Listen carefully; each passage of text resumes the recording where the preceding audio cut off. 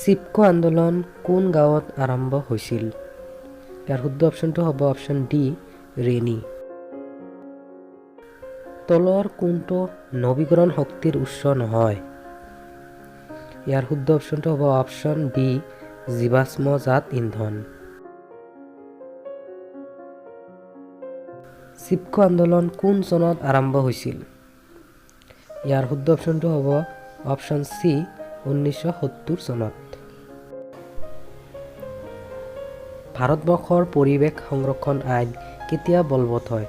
ইয়াৰ শুদ্ধ অপশ্যনটো হ'ব অপশ্যন ডি 1986 চনত। পানী প্ৰদূষণ নিবাৰণ আৰু নিয়ন্ত্ৰণৰ বাবে 1975 চনত বলবৎ কৰা আইনখন কেতিয়া সংশোধন কৰা হয়? ইয়াৰ শুদ্ধ অপশ্যন হ'ব অপশ্যন এ 1978 চনত। পৰিস্থিতি তন্ত্ৰ নামটো কোনে দিছে?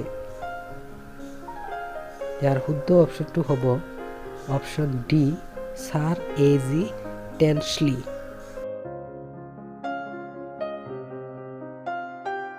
তলৰ কোনটো জীৱভৰ শক্তিৰ উৎসৰ উদাহৰণ নহয়?